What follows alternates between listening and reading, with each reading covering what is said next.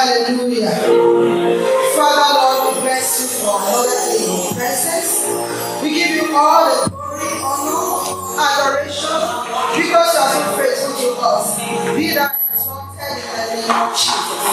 Oh, Father, Lord, we have come over to learn at your feet. We pray, Lord God Almighty, as we worship, that you clothe us with the garment of praise. In Jesus' name.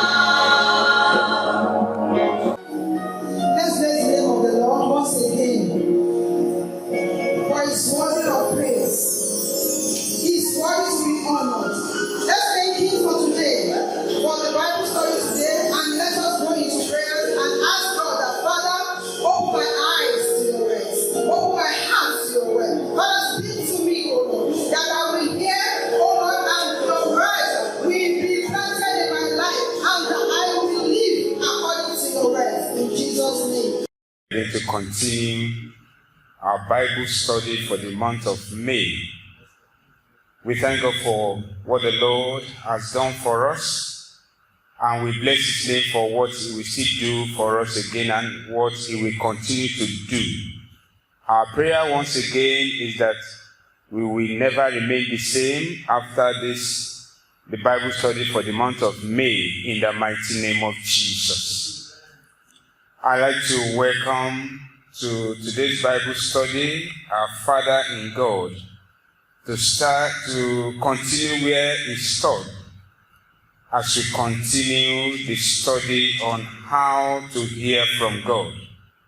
So please join me as I welcome Pastor Kevin Israel to today's Bible study. You are welcome, sir. Amen. Tonight, we are going to look critically at how Samuel grew from hearing to seeing. Because there's growth in hearing God's voice.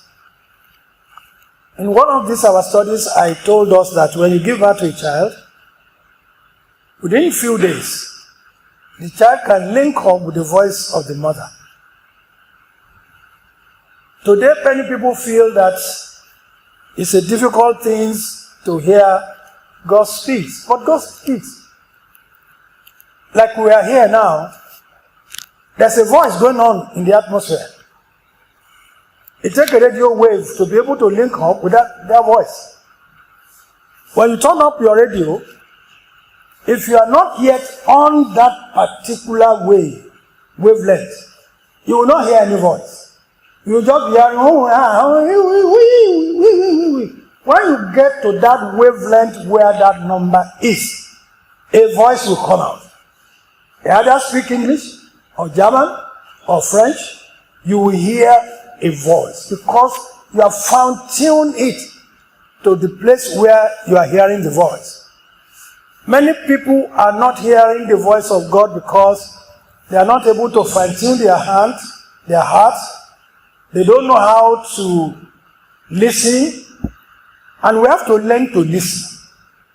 We have to learn to hear. We have to learn to be still before God, so that everything that causes distraction when you are before God could be silent. And then you will tune your ear to hear the voice of God. In 1 Samuel chapter 4, in verse 1, we were told, and the word of Samuel came to all Israel. Now, Israel went out against the Philistines to battle and pitched beside Ebenezer. And the Philistines pitched in Aphek.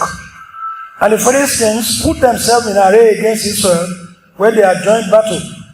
Israel was smitten before the Philistines. And they slew of the army in the field about 4,000 men. And when the people were come into the camp, the elders of Israel said, "Wherefore hath the Lord smitten us today before the Philistines?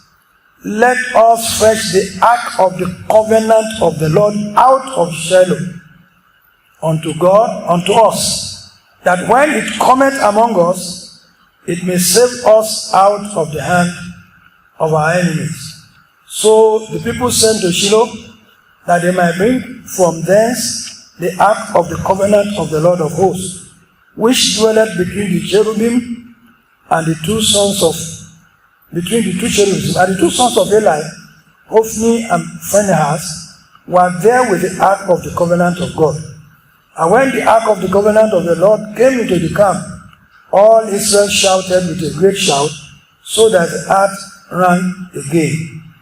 When the Philistines heard the noise of the shout, they said, "What meaneth the noise of this great shout in the camp of the Hebrews?" And they understood that the ark of the Lord was come into the camp. I want to stop here. Now, in chapter 3, we read that all Israel have come to accept that God has started speaking to Samuel. Now, in this chapter 4, the ark where Samuel used to stay is in the holies of holies, which is the presence of God. Samuel has cultivated the habit of staying in the presence of God. He sleeps by the ark. So when battle came, that presence of the Lord was taken away from Samuel. But I surmise to say that the presence of the Lord did not leave Samuel. Now, if you read from chapter 4 to chapter 8, you will discover that the ark of the Lord left the temple. They left Samuel in the temple. The ark was taken away for 20 years. Samuel did not change from following the Lord, from hearing the Lord. Samuel happened to be an example of what we ought to be today. We ought to be the carrier of God's presence. We are supposed to create the holies of holies in our heart. Our heart is supposed to be the hallowed place where God dwells. And we'll have to learn that wherever we are, whatever thing we are doing, the presence of God must not leave us. Whether you are in the market, or you are in the courtroom, or you are in the hospital, or you are at home, whether you are driving, the presence of the Lord must not leave you. When you see a pastor or a child of God driving on the road, and the unbeliever said, "Worker," if he carry the presence of the Lord, he will smile and keep going. He won't even see the person abusing him. But if he left the presence of the Lord at home, spontaneously, he will fire back. Now that's an indication that this person is not carrying God's presence. Now this is what Samuel did that helped me. He created the presence of God for himself. When the symbol of God's presence was taken away, the presence of God was not taken away from him. He's a carrier, or he was a carrier of the presence of God. And this is what God wants us to take note of. When we say we are children of God, we must allow the Spirit of God to have his way in our heart every day. And one of the ways by which we can have the presence of God, one, is by giving our time to the study of God's Word. Many believers today don't read God's Word the way we ought to do it. We believe in daily manners, daily heavens daily, open heaven, close heaven, every book, daily guide, daily power, daily strength. Now that's what we depend upon. Somebody read it and wrote those things. It's like a baby, it's like a mother who chew meat to give to a child. They are good, but they are good for children, not for an adult, not for somebody who is been 5 years old in the Lord. If a 5-year-old child could not chew meat by himself, something is wrong with that baby. Because it's not my baby, it's an adult, you'll be able to chew meat. And a 20-year-old man cannot crack bone. Then something is wrong with that guy. Because the senses are not developed, we have to develop ourselves. We have to work on ourselves. And the Lord will help us. Because we need to create time to fellowship with God. And we have to fellowship with him in his word. When God was speaking to Joshua in chapter 1, in verse 8, he told him, this book must not leave you. You must meditate day and night. Our meditation upon the word of the Lord must be day and night. You have to memorize it. You have to read it. You have to study it. You have to quote it to yourself when nobody is there. That's why he told the children of Israel in Deuteronomy that they should write it like a band and put it like a waistband upon their hand, like an amulet upon their neck, like a something put it on their forehead, so that each time they look, they will remember that this is the word of the Lord. We cannot do that today, but we can keep the word of the Lord in our heart, which is what God wants for us. Many of us sit down with television, watching Nollywood, watching Indian movie. What do they call the Indian something? Many women will sit down.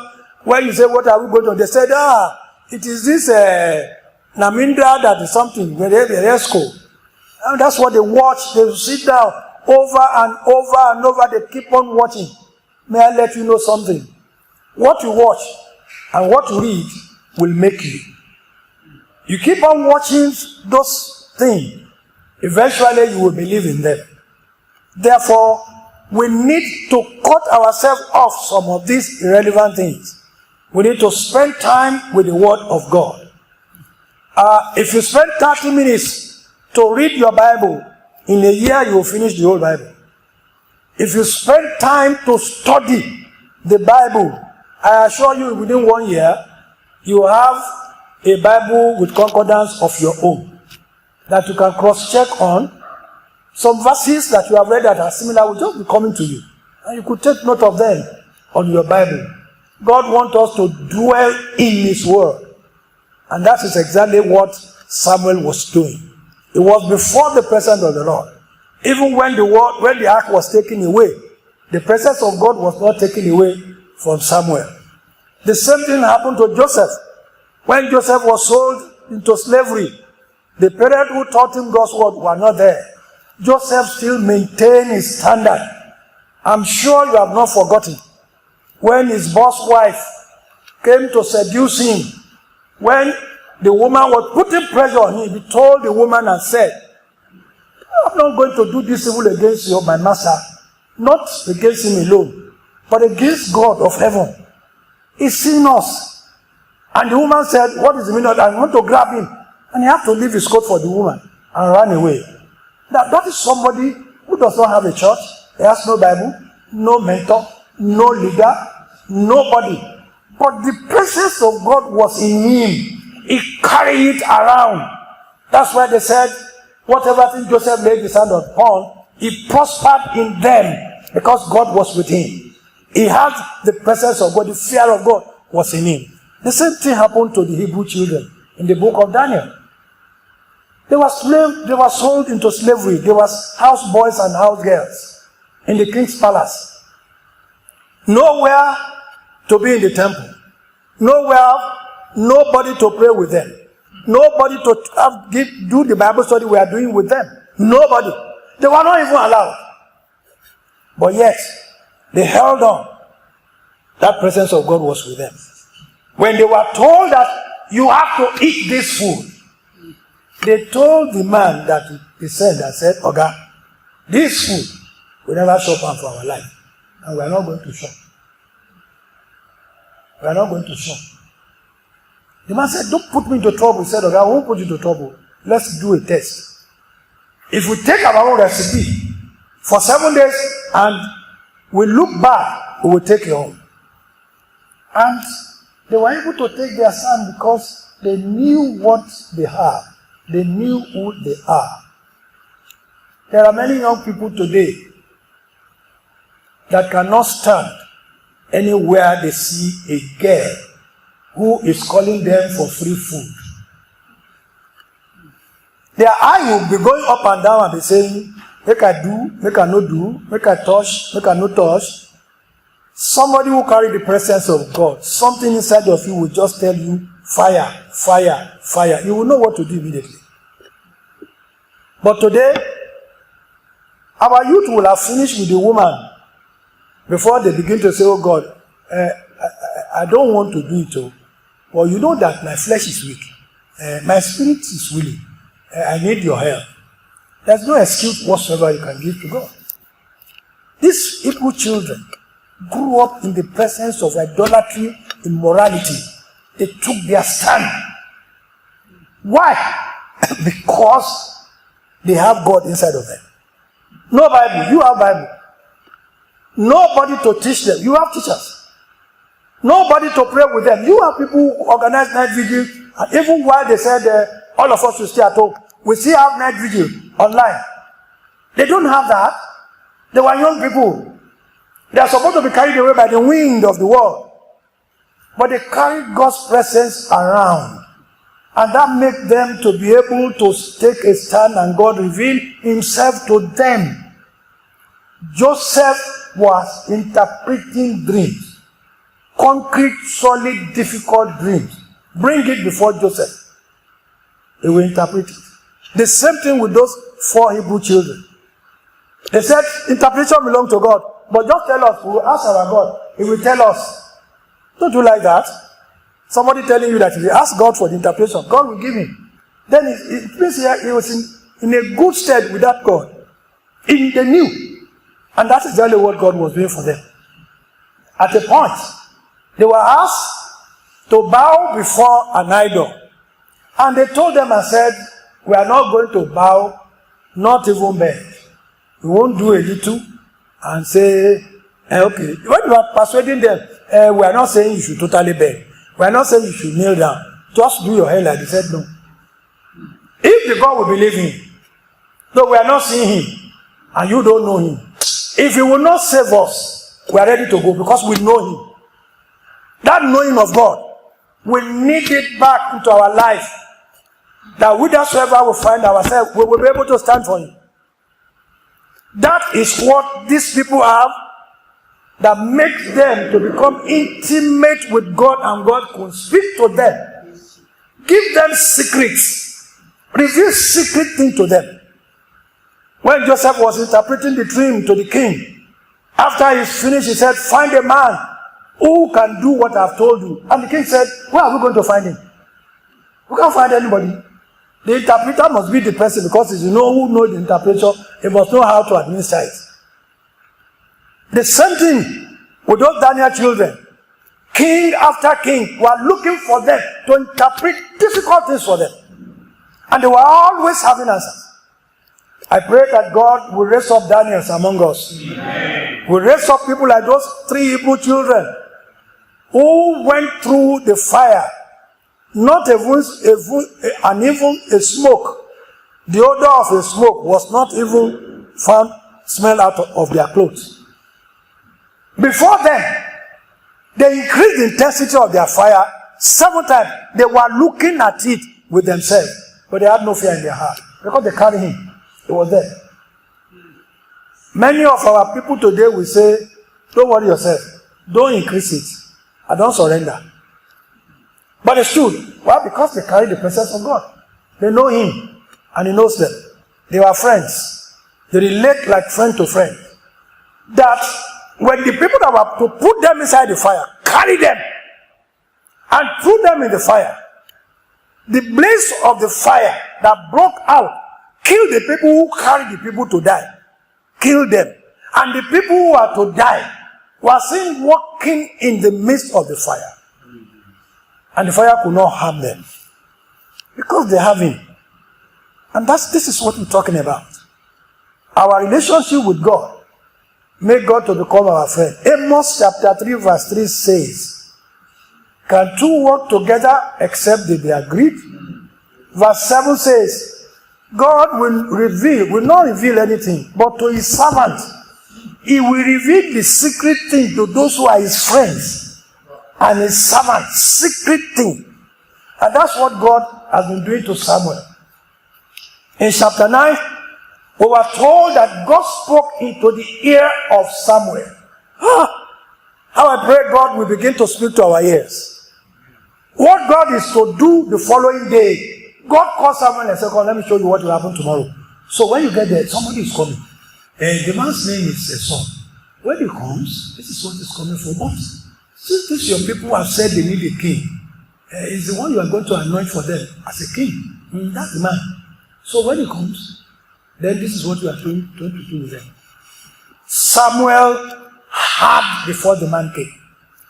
In chapter 9, when the man came, the man was looking for the seer. He has never met Samuel. Samuel had never seen him.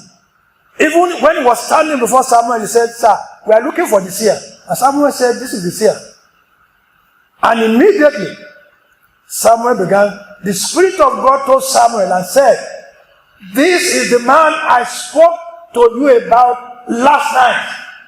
Then Samuel now began to talk to him and said, "On whose heart is the desire of the whole of Israel? It's on you. Because God has chosen you to be king over Israel. But anyway, leave that matter now. What you were looking for." Now, the man have not told Samuel what he was looking for. God has told Samuel what the man was looking for. Now, anyway, what you are looking for? Last night your father has found it, but your father is sorrowful. You can't go today anyway, because you are going to sit down with me and eat. Then we see again, this same man, Samuel, he has told his servant to prepare food already. A portion of meat that is meant for kings, that I'm going to have a visitor. Tomorrow, he has told the people to prepare a portion of meat for him. So when they came, he just said, "The portion of meat I told you to keep, that I'm going to have a visitor tomorrow, bring it out." When they saw them and said, "These dirty people, special guests, may God show us out of the midst of people to be great for him." Amen. Samuel made himself available for God. We need to study God's word. We need to meditate upon it. Then we need to pray. You know, I told us that there are levels of praying. There's asking, there's seeking, and there is knocking. 3 levels. And we have to go from one to the other. We have to ask by faith. We have to seek the face of the Lord in fasting. We have to knock in protracted waiting before God until the answer comes in faith, not doubting. We must believe God. We hold God's hand until we receive the answer, until we have it in our hands. Many of us believe for many things, and then we don't wait to receive the answer before we leave the presence of God. Several years ago, we were planning a retreat, and we normally fast because during the retreat we pray for the sick, do so many things. And 5 of us pastors decided to go and fast for 3 days. No eating of any food. And I know one weak link among us. So I was envisaging what he can do. He loves food so much. So to tell him not to eat for 3 days is suicidal. He managed the first day. By the second day, when we gathered to pray, he said, "Thus says the Lord." The Lord said he has answered your prayer, and then there's no need for fasting any longer. I smiled. I said, "Yeah, I knew God has answered our prayer, but we made a vow to God before we left the house. We told our wives that 3 days we are going, and 3 days we will go." Every other person said, "Since the Lord has said, why do you have to keep the vow?" I said, "Because the vow has to be kept." All of them broke the vow. I kept it. I finished the 3 days. We came back to the retreat. That was the first time we buried 9 children during that retreat. We prayed for those children who were sick. All of them died. Our friend who prophesied, the chief culprit, who was hungry and wanted to eat, laid on one to the point that the intestine came out of the anus. And I said, "You want to do another Elijah or Elisha on the side to breathe?" Yeah, do it now. But it's not possible.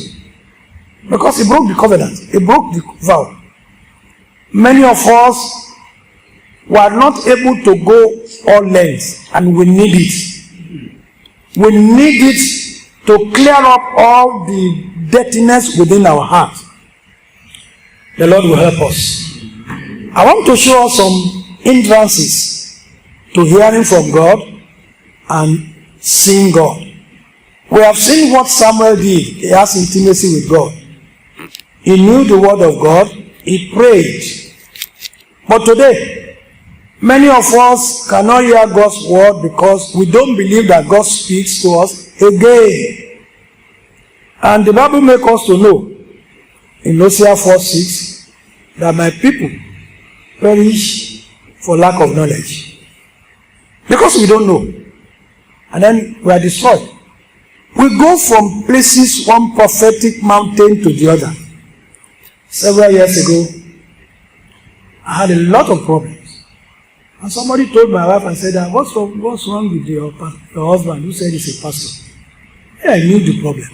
And I know it's going to go. Because I have a lot of people with problems before me, and I've ministered to them, they are off. So it was like a fight back on the person that was helping these people. At a point, God told me that don't allow people to come to you again, unless I told you to pray for them. Don't pray for them. I was holding a night vigil one day, and the Lord opened my eyes. They brought somebody that had been sick for 9 months. He could not sit down, he could not stand up, and they brought the person to be prayed for. In a vision, I saw a garment. The garment is in Yoruba. It has this kind of short and something there. Came around and appeared to me and said, don't pray for him. It's our goat. Don't pray for him. And I told the government, I said, you are stupid. You came to tell me not to pray for this person. I am a quail. He said, okay. We will see. I said, you will see. I'm going to do it. People don't dictate to me what to do and not what to do. Not even you. And he said, okay. You know what he did? He excreted right in front of me, right there. And I don't know understand. The vision disappeared. I prayed for the person became well. That was 15 years ago. I've never set my eyes on the person. I don't even know where he is. But you know that meeting scattered. That meeting scattered. Why? Because the demon excreted in the place. And where there is bad odor, people don't stay there. So people start going one by one. I was wondering what was wrong. It was after that the Lord told me, I said, next time, ask me what to do. And I've learned to listen to him. There are people you will need to pray for. There are people who will tell to go, come back. So my wife asked me, because of that, somebody came to him and he said, there is one prophet somewhere. So when we got there, I sat down outside. Now, this is somebody who sees vision for people that is now told to go and see another person who sees vision. So I have to humble myself. When I got there, the situation there was bad. I look at the situation and said, ọmọ ẹni ní mu ní tó mú ní depo àbí what do they call it? Iṣu ẹni ló ń tọwọ́ ẹni depo. It is your neighbor that makes you to do something. So I sat down. Eventually, after a while, I was to see the man. The man was blind. He has 8 small children. And when he saw me, he said, in my heart, I said, even you that is seated in my heart, that the Ogundile you are carrying is even more than the one I have. Because with all this one I'm seeing around you here, your own Ogundile is the one that River Niger cannot carry away. And I'm the one not telling you, so I kept quiet. I said, yes, sir. So what do I do? Now I wrote almost half of the Psalms for me to be reading every day and be praying for 21 days. When I got there, I told my wife, I said, you see now, they have written half of the Psalm for us to go and be reading and use it to pray. My wife said, I don't know that it's going to be like this. If I know, I won't allow us to come. I said, we have come. So we have taken this up. We have to go. Since we are the one that felt that Ogun is too much, we must not have Ogun. But it's what we are doing. It was after that the Lord told me. I said, when people come to you, before you pray for them, ask me, what do I do? I will tell you whether to pray or not to pray. And it has been very helpful. They have saved me a lot of trouble. There are people that will have died, and God tell me, don't pray for this person, let him go. Don't let him even stay around with you. And they will just go away. And 3 months after, they will say the person has died. And if they have stayed, they will have said, shut up. The person is dead. And then police will come. So many problems will have come. And only hearing the voice of God will have changed the situation. We need to pray. So as we pray, God will do what he said he will do. Ignorance of whether God wants to speak to us make us not to give ourselves totally to hearing God. And we'll be going from one place to the other to listen to people. Many of the people we go to have a prophetic ministry that at its kindergarten level. Because of the pressure upon them for people who comes around wanting to know what God says, they are forced to do what they are not supposed to do. They have to go and wash their eyes. They do so many things and they come to tell you things because you must hear something. And we need to be careful. Many things that we can do, we go around to do because we are ignorant. Number 2, fear, doubt, and unbelief is a problem in the household of God. We have been taught that if you hear the voice, it may be the voice of the devil, so be careful. Be careful. Well, I dare no God with anybody, because that is the slogan for an African child. An African child grew up with fear. You want to know how? When a little child wants to climb this seat, everybody will say, hey, hey, hey. So the child started crying. If it's a white man's child, they will just say, John, be careful. John, be careful. Just watch it. Just watch it. An African child. The mother will shout. If he's only shouting, it is okay. It will give him one kind of slap that will bring a reset to your handset that is creating trouble. The brain of the child will bring a reset straight away. He will see 1 million of stars that when he see a bench in front, he will go this way. But he will remember that Mama will come and give me a slap. So we have been trained as African children to be afraid of anything. We are never taught to rise up against challenges. We are taught to run away from challenges. You can't climb a tree when your parents are there. They will flog you because they will say, you will break your arm and then I will be spending money. What's all this rubbish? If it's a white man, he will allow you to break your arm. He will help you set it, carry you to the hospital. He will be telling you, hope you are good, hope you are fine, don't worry yourself, you're going to be alright. You climb it with that plastered hand again. He will only tell you, be careful, don't break the second one. If you try it with an African parent, you are a gunner. You are a gunner, you are an sinner. But they will kill you that the one you did, we have not been able to eat in the house. So they created fear in our heart. We are afraid. Even in the house of God, they tell you, be careful. Because if you hear the voice, it could be the voice of the devil. So all of us are more prone to hearing the voice of the devil, no more the voice of God. And we have to deal with that fear. Listen to me. This is the way God helped me. I was in the bus one day, and I was talking to God. And I was saying, what's all this? And the Lord told me, did you remember one song you were singing when you were in the SU? God is my Father, Jesus is my brother, and the blessed Holy Spirit is my guide. Now, the Holy Spirit told me, said, listen to the next verse. The devil's no relation, for I'm a new creation, and a member of the family of the Lord. That you are not a relation to the devil. So why are you calling the devil into the matter? I'm speaking to you. You are thinking it's the devil. It's not the devil. I, your God, I'm the one speaking to you. From that day, my fear disappeared. I began to listen. Anything, whether I'm inside the bus or taxi, and the conversation starts, I tune off from everybody. I begin to talk and listen to him. We have to get rid of fear. We have to get rid of doubt. Number 3, too much of activities keep us away from hearing from God. You are in the choir, you are the drummer, you are the usher. They call somebody, you are the one. It's good to work for God, but get a focus. Reduce the activity on Monday, Tuesday, Wednesday, Thursday, Friday, Saturday, Sunday. You wait for first service. In the afternoon, they say you should go home, you won't go. In the evening, you will go for house fellowship. When you finish house fellowship, you go and do visitation. You enter your house at 9.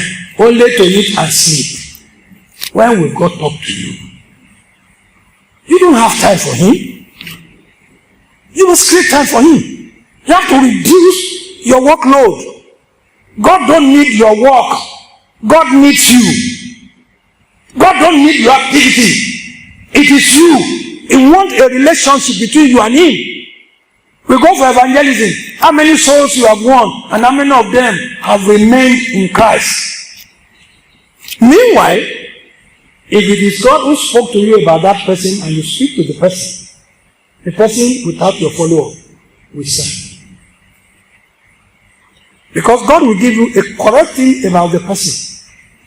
And when you go there and you say, I don't know, God just said I should come to you, but is there any problem like this, like this, like this? Even if the person is saying no, and they say, let us pray, as you begin to pray, what will be coming out of your mouth will be the problem of the person from A to Z. When you finish, the person will tell you, where is your house? Or where is your church? He will not even be the one saying, follow me. He will say, where is your church? I want to come there. Because you hit this person where is paining him. And he has not said anything to you. We need to keep activities off so that we can be close to God and God can speak to us. Listen to me.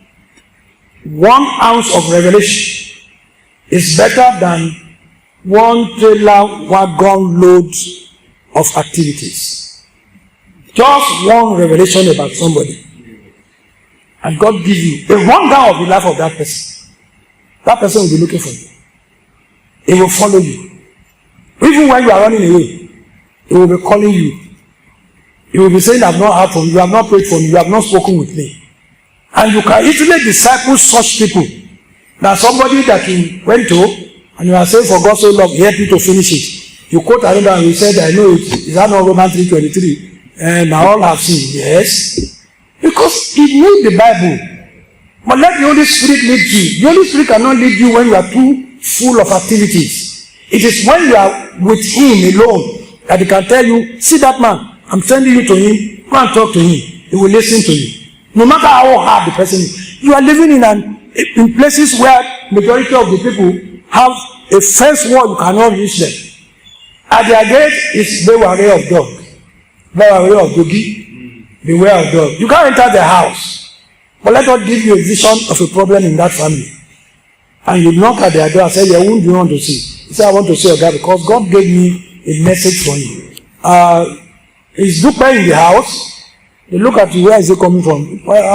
Who told him there's a Dupe here? Anyway, let's see. And you enter the house and said, how are you, sir? I was just passing when God told me there's somebody who is Dupe here that you lock up in a room. And it has been a problem for this one. And God said, if I pray for the person, and the person will be set free, can I help you? They never ask you. But you are giving a rundown of what's happening in their house. They have no choice but to allow you to pray. And when you pray, God will honor his word. Even when you are afraid, God will honor his word. I pray several times trembling. Because what I'm looking at in my presence, in front of me, is beyond my senses. But God said pray. So I'll be praying and be praying and say, oh Lord, you sure you are going to do this? Yes, in the name of Jesus. Do it, oh Lord, do it, oh Lord. This one is something, you know. And you'll be talking to yourself while you are praying. Even with that, God made this person to get up. I was talking to somebody yesterday. I was saying there's a church at Agugu, an Anglican church. Several years ago, I was to minister in the youth program, and as an embarrassing situation, I was to stand up to minister. Then they came to me and said, sir, before you go to that place, we have somebody that could not sit down or sit or stand up or lay down. He's doing one-on-one. We have the person at the back. And we want you to pray for the person first before you go and preach. It's a challenge. So I said, okay, no problem. And I went to the person. I met the person, one as a mad person. I just command the power of the enemy over the life to be broken. And I said, you are released right now. Do you know something? Before I finished my message, when I said let us pray, she was the first person who walked from the back to come and give testimony. It's a question of God telling you, you know it, and it becomes so easy. so easy. Because when God speaks, He wanted to do something. That's why He has spoken to you. Let us reduce our activities. Song of Solomon chapter 1 talks about draw near to me. When we draw near to Him, He will draw near to us. God wants us to come closer to Him. Now, what do God want us to do? God wants us to learn to listen to Him. We have to learn to listen to God. We must clear away every false thing that we have believed in that does not make us to hear God. We have to clear it away from our mind. And we must have a strong desire to hear from God personally and regularly. 2, we must wait on the Lord. Don't let it be that it's only when they say let us fast, it is Lenten season or this one. Take it on yourself to wait on God. Fast for 3 days in a week. Either you fast your dinner or you fast your breakfast. I like fasting morning and night. I eat in the afternoon. Many people don't know I'm fasting when I eat in the afternoon. If I miss my dinner, I become restless, I cannot sleep. So I have time to pray. Breakfast in the morning, I forgo. Now that's 2. It is longer than 6 to 6. That's 24 hours fasting. When I want people to pray in the night, I tell them, I allow you to eat between 12 and 2 o'clock. From that time, no more food till tomorrow, 12 o'clock. Many of them thought it's so easy. They say, yes, I'm going to do it. They come back and say, you want to kill us? I don't know that thing is hard like that one. I said, no, it's easy now, very easy. Because you will not be able to sleep. When you break your fast in the evening, you eat again before you sleep. And you want to wake up by 12. You remember, you only wake up by 2 o'clock. And you have to pray between 12 and 3. Now you woke up at 2 o'clock. The hour is gone. So if you don't eat in the night, even when you sleep, you will be rolling from one side of the bed to the other. You will not be able to sleep. You will not be rolling here and there. So why don't you do that? It is very helpful. Wait on the Lord. Spend time. And finally, submit what you hear to your spiritual leader. They can guide you so that you will not go astray. The Lord God of heaven will open our eyes and open our ears. The Lord will make us to be like Joseph, who have interpretation. And through the interpretation of dreams, he became the prime minister of the nation. God will raise among us Daniels and those 3 Hebrew children who are advisors to kings for many generations. People who stood with God and stood for God. Samuel for 20 years did not see the ark, yet the ark did not leave him. After 20 years, when the ark came, he stood up and made a proclamation of the word of the Lord to the people. And they said they respected Samuel. Towards the end of the life of Samuel, he called the people together and said,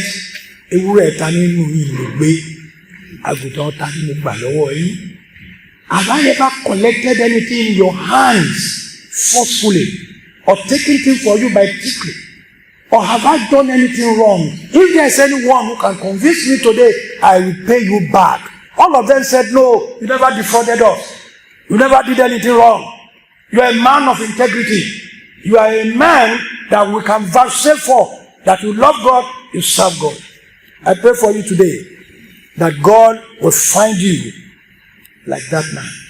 He will find you as such a person that even in the midst of every evil accusation, God will tell you, leave them. They don't know you. They only think that you are doing what they are doing. But I know you. May God know us. We will be closer to God to the point that God will speak into our eyes and we can speak back to the ears of God. We will see Him face to face. We will hear His voice clearly. We will understand with our heart. We will be able to say, like Jesus said, I did nothing but what I see my Father do.